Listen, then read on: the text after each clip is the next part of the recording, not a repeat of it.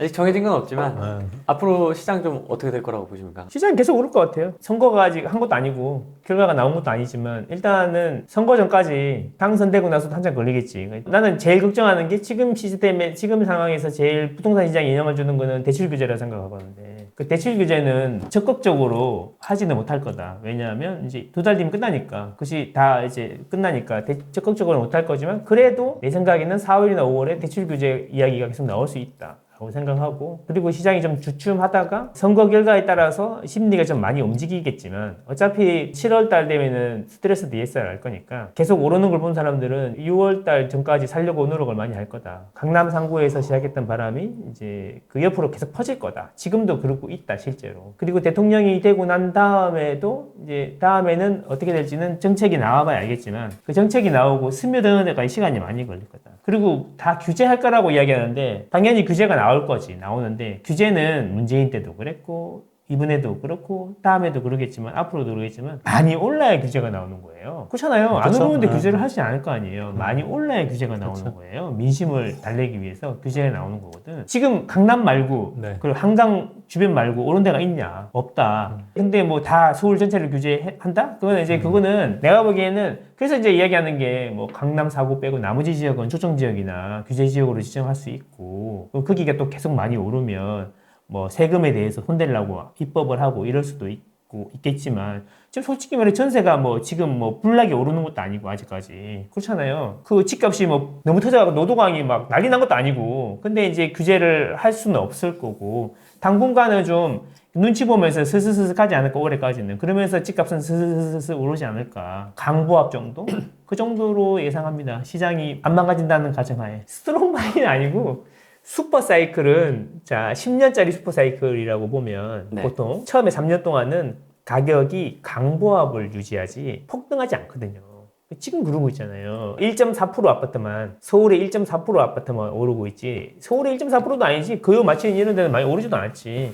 진짜 1%도 안 되는 아파트만 오르고 있는 상황이고 그게 이제 일반적인 사람들한테까지 스며들 때까지는 스며들지도 않았다라고 봐요. 그러니까 내 보기에는 올해까지는 그 급등을 느끼지도 못할 거다. 강남 빼고는 그냥 서서히 조금씩 오르는 느낌이다. 하지만 스트롱바이라고 하는 이유는 이 사이클이 이제 시작했으니까 몇 년을 갈 거니까 지금 스트롱바이는 맞다. 하지만 네가 산다고 해서 사고 나서 갑자기 1억씩 막 2억씩 이러지 오르진 않을 거다. 망고쌤이 오른다고 그랬는데 왜 안 오르는 거야? 에이씨! 막 이런 생각이 들 수도 있다. 하지만 지나고 나면은 그때 사길 참 잘했다. 이런 생각이 들 거다. 그래서 슈퍼사이클의 시작이고 급등은 없지만 스트롱바이는 맞다. 서울은 그렇다. 미국 중국발 관세 전쟁으로 해서 이제 주가가 많이 폭락이 했잖아요, 실제로. 이제 해외 주식도 오르고, 우리나라 주식도 오르고, 환율도 오르고 있고. 그래서 이제 그런 부분 때문에 부동산도 저는 조금 단기적으로는 떨어질 것 같아요. 단기적으로. 그리고 이제 안 그래도 토지거래 허가로 묶여 있어서 지금 거래 자체가 안 되고 있는 상황에서 그게 뭐 큰 폭으로 떨어질 것 같지는 않더라도 일시적으로는 좀 가격이 좀 많이 좀 어느 정도는 내려갈 거다. 근데 그럼에도 불구하고 이제 공약들을 많이 내걸 거예요. 근데 공약이 이제 뭐 행정수도 이전할 거다, 뭐 이런 식으로. 왜냐면 충청권의 표심을 잡기 위해서 그러면 이제 거기에 맞춰서 또 그런 이제 정치 테마주처럼 이제 그런 지역들도 약간 이제 오를 수도 있다. 그런 지역들은. 근데 그런 데를 이제 함부로 사면은 안 된다. 이제 근데 그거는 이제 매도 타이밍으로 우리가 잡을 수 있다. 그 다음에 이게 부동산이 떨어지면 그것도 실입자분들 같은 경우는 또 매수 타이밍이 될 수도 있는 거다. 우리가 항상 그 위기가 기회라는 얘기가 있지만. 그래서 그런 부분도 있고. 근데 이제 그러다가 정권이 어떻게 바뀔지는 모르겠지만 만약에 민주당이 이제 집권하게 되면은 분명히 희한한 정책이 나올 거다. 전 그렇게 봐요. 그게 뭐 임대차 뭐 이거를 10년으로 할지 아니면 뭐 6년으로 할지 6년 할지 뭐 그런 거는 뭐 어쨌든 뭔가 대책이 나올 거다. 그러면 그때부터는 시장의 전세 가격이 오르고 오히려 규제가 나오면 항상 가격은 어떻게 되냐? 올랐잖아요. 올랐다. 그래서 지금 당장 팔 필요는 없지만 그런 시기가 오면은 매도 계획을 잡아서 이미 갖고 계신 분들은 파셔라. 왜? 양도세 중과가 현실화되면 팔 수도 없다. 그 전에 팔아라. 근데 그 시기는 언제 오냐면 집값이 오른다는 그런 기사가 도배될 때가 있을 거다. 그러면 이제 규제가 나오기 바로 직전이거든요. 항상 기사가 먼저 나오고 규제가 나오니까. 그럼 기사가 나왔을 때 그냥 과감히 팔아라. 다주택자들은 과감히 팔고 그다음에 무주택자들은 어차피 그 규제가 나오면 또 주춤할 거니까 그때까지 아예 기다리든지 아니면 지금 만약에 주가 떨어진 거를 지금 당장 사든지 이런 타이밍을 노리셔라. 그렇게 이제 잡는 거죠. 그러면 그렇게 돼서 이게 또 유지가 되다가 또 상황이 바뀌어서 뭐 정권이 바뀔 수도 있고 안 바뀔 수도 있지만 그거는 또 이제 예의주시해야 되는 거죠. 저는 분명히 타이밍은 계속 올 거라고 보는 거고요. 예. 그 타이밍에 맞춰서 이제 내가 포지션에 따라서 어떻게 할 건지는 좀 명확하게 좀 약간 머릿속에 갖고 있는 게 좋을 것 같다. 근데 어쨌든 세종에 계신 분들이나 그 다음에 또 하나 뭐냐면 이런 분들은 매도 타이밍이 한번 올 거다. 반드시 한번 올 거다. 이런 분들이고 그리고 의외로 민주당이 집권하면 서울, 강남뿐만 아니라 지방 혁신도시들도 또 좋은 기회가 될 수도 있겠다. 이런 부분도 좀 같이 말씀드린 거예요. 그러니까 지방이 다 죽진 않고 오히려 그 지방 혁신도시들이 많이 올랐던 때가 오히려 그런 지역대다. 그렇다고 이제 그럼에도 불구하고 지방 혁신도시 때문에 민주당을 지지하는 건 아닌 것 같고 제 생각은 그럼에도 불구하고 이제 그런 흐름은 한번 바뀔 수 있다 이렇게 좀 저는 개인적으로 생각하는 거죠. 네, 혁신도시 이전은 거의 다 마무리됐는데 왜 혁신도시가 올라요? 그래도 이제 뭔가 더 그러니까 세종시도 더 이전을 행정수도를 이전한다면 더 간다는 거잖아요. 더 그리고 이제 그런데도 원래 그 계획들이 100% 다 이행하지는 않은 거고 조금 더 이제 왜냐하면 항상 그 스탠스가 뭐냐면 국민의힘은 항상 서울 약간 수도권 집중이에요. 항상 보면은 서울 수도권 시대 제가 항상 강조했는데 근데 민주당은 항상 얘기하는 게 뭐냐면 지방 분권 시대인 거예요. 지방 분권 시대. 왜 그런지는 모르겠지만 이것도 이유가 있겠지만 굳이 얘기해서는 안 하는데 지방 분권이다 보니까 뭐 말로는 뭐 지방을 살리기 위해서 한다고 얘기하지만 그 어쨌든 지방 분권이다 보니까 오히려 지방이 되게 좀 활성화됐던 경우의 수가 많기 때문에 네. 이런 부분도 좀 같이 감안해야 되는 게 노무현 정권 때도 지방 분권 시대 때문에 오히려 지방 부산을 필두로 한 지방 부동산 시장도 많이 살아난 게 사실이고 세종시도 그때부터 개발이 된 거고 많이 살아났잖아요. 문재인 정권 때도 혁신도시들도 많이 커진 부분도 있기 때문에 지금 정권은 서울 수도권에 집중이라고 하면 지방 분권 시대는 또 다른 양상으로 펼쳐질 수가 있는 거고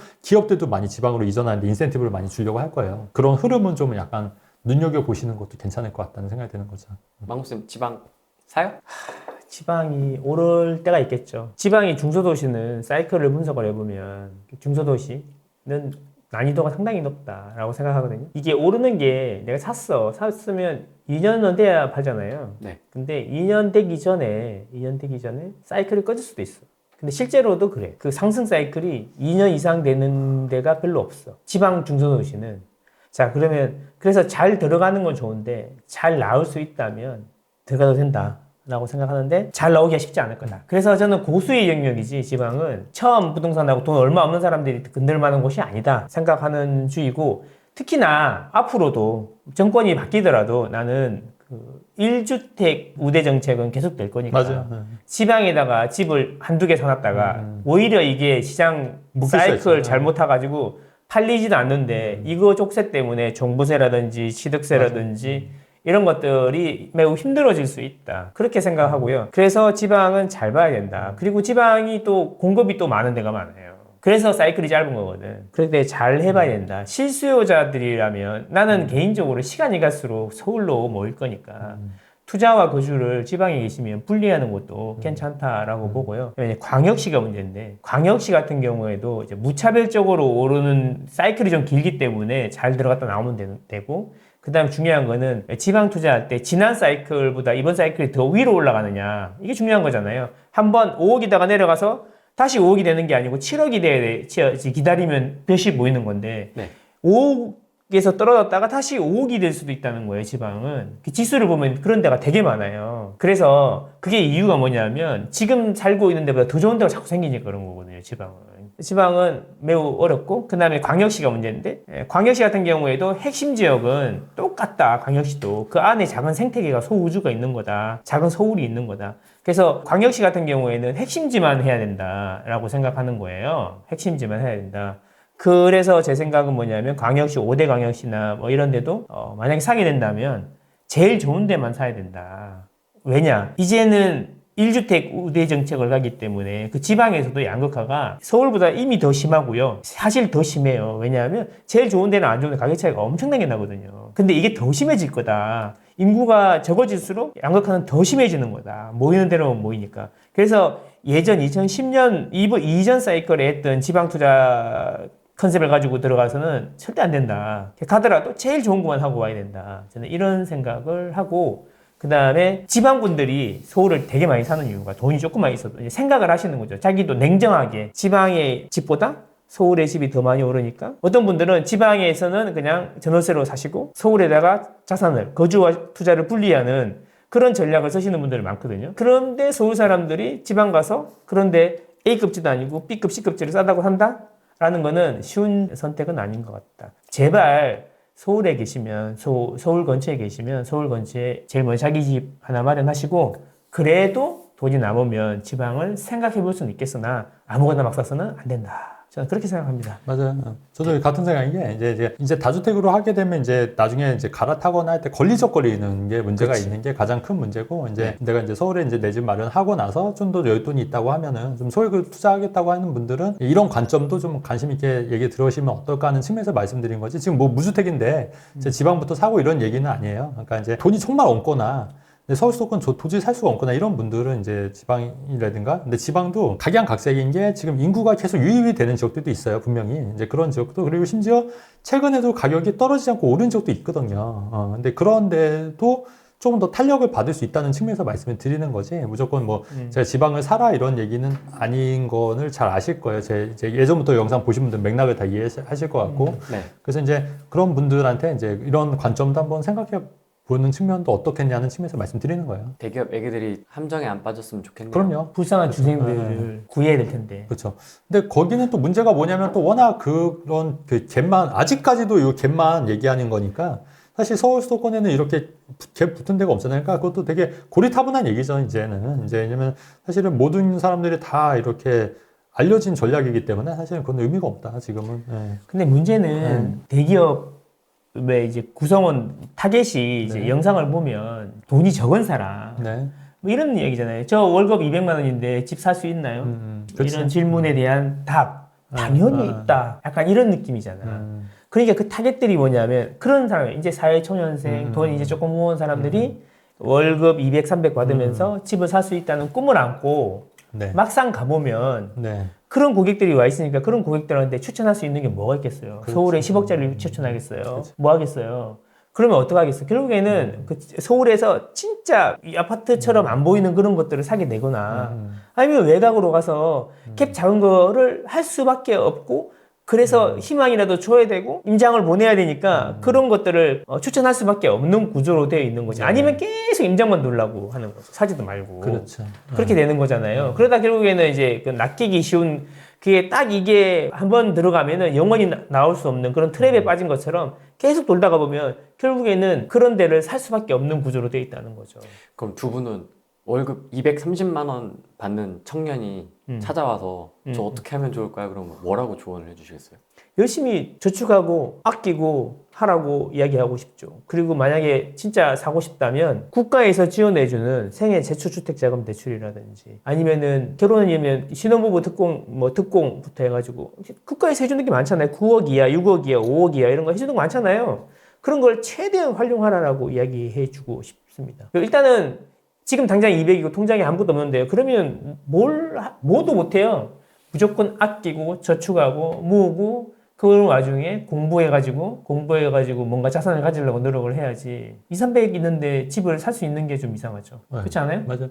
저는 그 수도권의 신축 아파트 청약 한번 넣어보라고 하고 싶어요. 왜냐면 청약은 그래도 또 일단 계약금만 있으면 되는 거고 또 한 2, 3년 정도 시간이 벌 수가 있는 거니까 완공까지 중도금 또 대출이 나오는 거고 완공 때까지 또 2, 3년간 또 열심히 또 일단 청약이 당첨이 되면 또 그 돈을 벌기 위해서 또 열심히 또 돈을 모을 거 아니에요. 그렇게 해서 하는 방법도 그다음에 수도권 청약은 생각보다 이렇게 어렵진 않아요. 이렇게 노력하면은 그래도 당첨 확률이 굉장히 올라간다. 그렇기 때문에 그런 분들은 오히려 수도권에 이제 청약해서 내 집 마련하는 방법도 추천합니다. 무기력해지신 분들도 있고 네. 속상해하시는 분들도 있고 분노하신 분들도 있고 좋아하시는 사람도 있을 수 있죠. 분들도 네. 채널에 그렇죠. 있을 수 있지만 어쨌든 다양한 지금 감정들을 갖고 계실 텐데 끝으로 좀 우리 구독자분들에게 부동산 상황, 시국 종합적으로 좀 어떤 얘기를 꼭 좀 하고 싶으세요? 우리가 이제 군대 있을 때 거꾸로 매달아도 시계는 간다는 얘기가 있잖아요.